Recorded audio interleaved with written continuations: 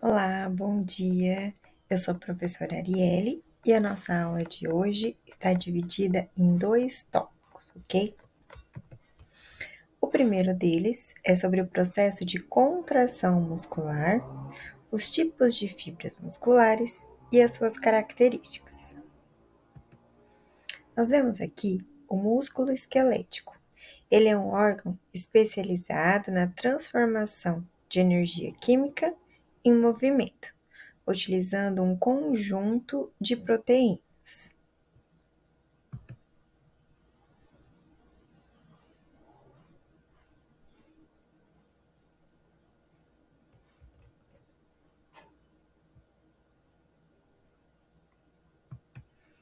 Nós temos três tipos de tecido musculares, tá? Tecido muscular liso, o tecido muscular estriado e o tecido muscular cardíaco.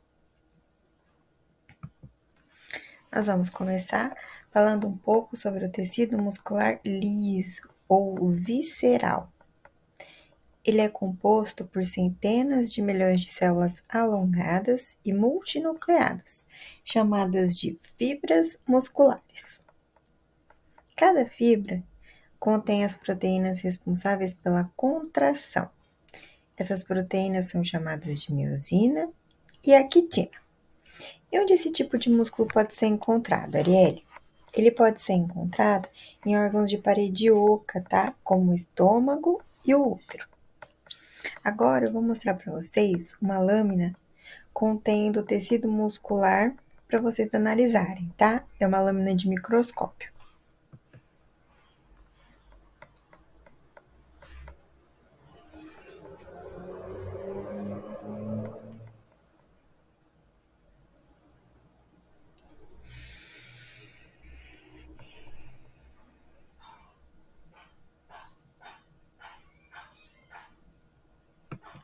Continuando, o tecido muscular liso, assim como o cardíaco, apresenta movimentos involuntários, ok?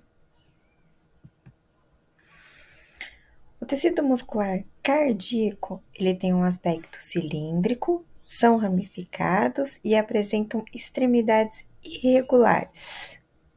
Agora, vamos para a lâmina contendo o tecido muscular cardíaco para análise, tá?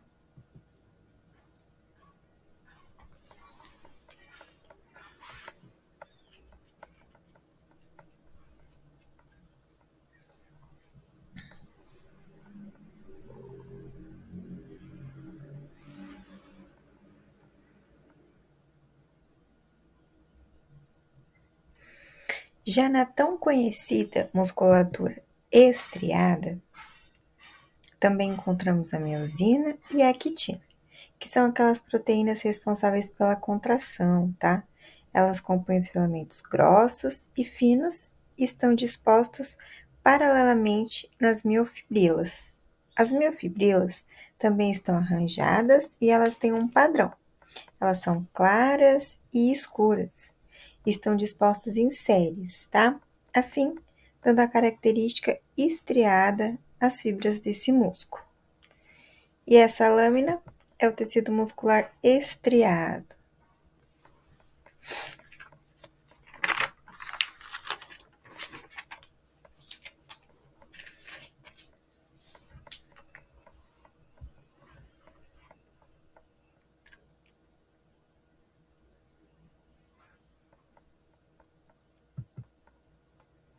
Esses músculos, eles são responsáveis pelos movimentos voluntários do nosso corpo, tá?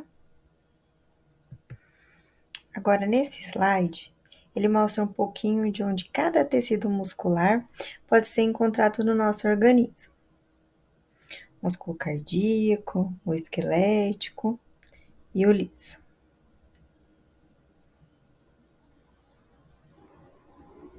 Agora, eu vou mostrar para vocês uma animação de um músculo aberto em partes, tá?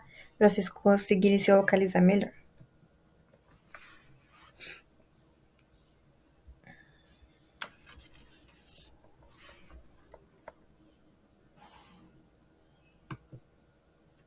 Finalizando sobre a contração muscular, vou falar para vocês que ela é definida com a ativação das fibras musculares, com a tendência delas se encurtarem.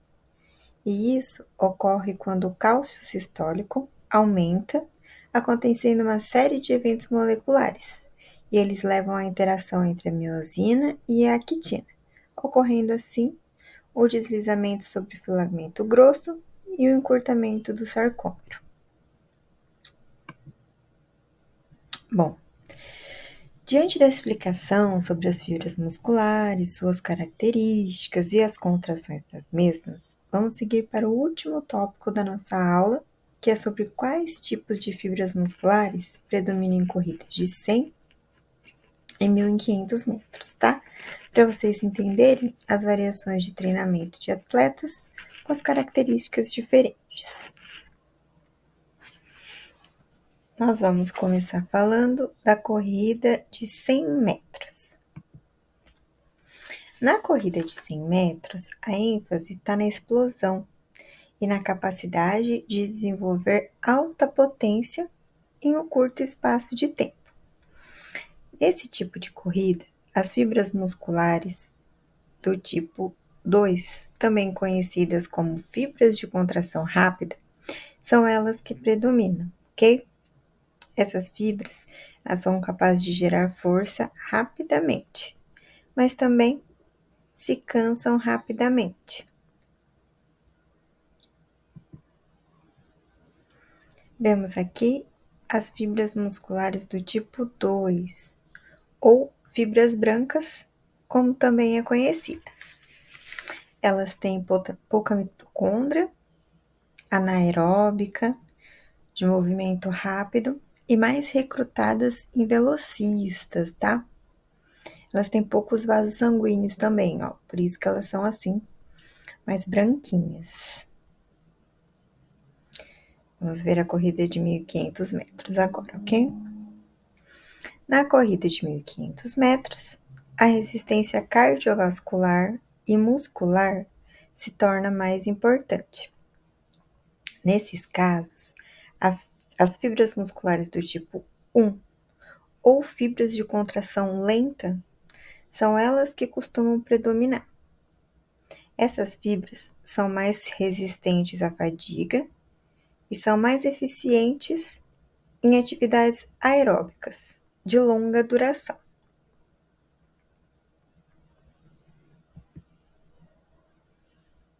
E aqui são as fibras do tipo 1, ou fibras vermelhas, como são conhecidas, tá? Elas são praticamente ao contrário das fibras do tipo 2. Elas têm bastante mitocôndria, são aeróbicas e bem duradouras, bastante recrutadas em maratonistas, tá? Bastante vasos sanguíneos, ó. Ela é bem vermelhinha.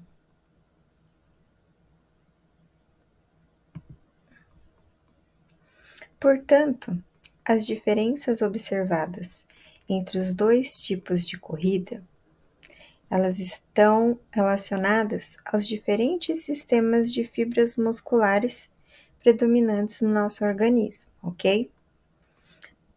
As demandas físicas específicas também de cada distância, ou, no caso de vocês, a posição de cada jogador em campo, ok? Obrigada.